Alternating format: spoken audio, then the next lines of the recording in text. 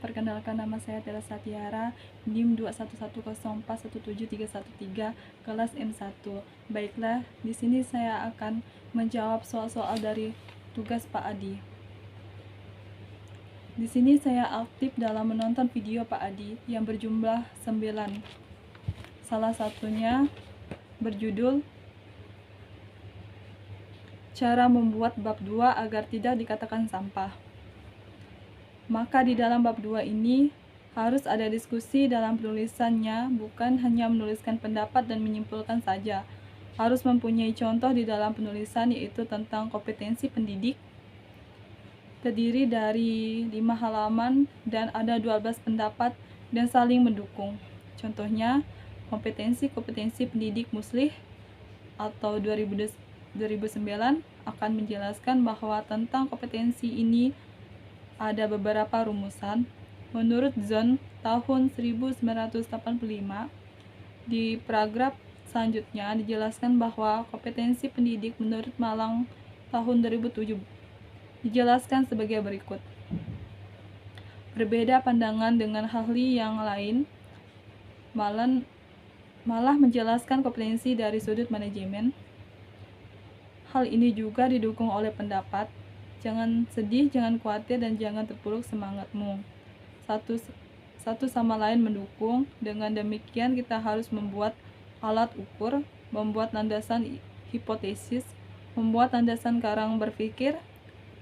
Kesimpulan saya pada bab 2 ini adalah membuat kesimpulan dengan benar-benar dan teliti agar tidak dibilang sampah. Di sini saya akan menjelaskan tentang cara penting menentukan judul. Yang pertama, mencakup pikiran pokok dalam tulisan atau melansir dari laman Springer. Judul dan yang efektif harus mencakup pikiran pokok tulisan. Diksi yang tepat membuat pembaca penasaran, tidak terlalu panjang, tidak bertele-tele, dan mudah dipahami. Untuk membantu menentukan judul sebuah penelitian, sesuaikan judul skripsi dengan minat, perbanyak referensi judul skripsi terdahulu, kembangkan judul dari penelitian lama, cara referensi dari situs berita terpercaya atau media cetak ilmiah. Yang dimaksud dengan latar belakang adalah penjelasan singkat mengenai topik atau objek penelitian, serta penjabaran alasan topik yang dipilih penting untuk dibahas. Latar belakang juga penting untuk pembuatan penelitian.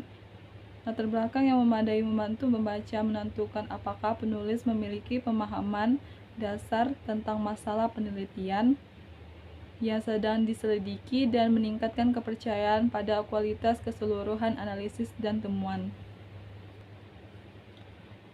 Cara membuat rumusan masalah.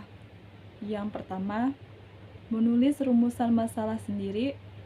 Yang kedua, pertanggungjawabkan pertanyaan Anda. Yang ketiga, usulkan solusi. Yang keempat, jelaskan manfaat dari solusi tersebut. Yang kelima, simpulkan dengan meringkas masalah dan solusi. Yang keenam, rumusan masalah harus seinformatif mungkin dengan kata-kata sedikit mungkin, tetapi tidak harus menyelidiki rincian kecil.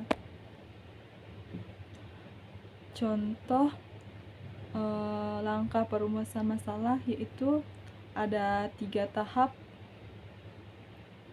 Yang pertama, pemilihan fenomena kebahasaan. Yang kedua, penentuan objek kajian.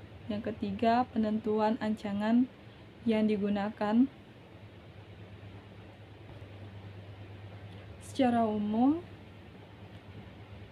tujuan penelitian antara lain untuk memperoleh pengetahuan atau penemuan baru sebagai pembuktian atau pengujian tentang kebenaran dari pengetahuan yang sudah ada, sebagai pengembangan pengetahuan suatu bidang keilmuan yang sudah ada. Manfaat penelitian adalah uraian untuk menunjukkan bahwa suatu masalah layak diteliti serta untuk menunjukkan signifikansi masalah yang akan diteliti. Pembahasan mengenai manfaat penelitian ini kerap dijumpai dalam karya ilmiah seperti skripsi, laporan magang, dan tesis. Baiklah, hanya ini yang dapat saya jawabkan dalam pertanyaan dari Pak Adi. Sekian dan terima kasih.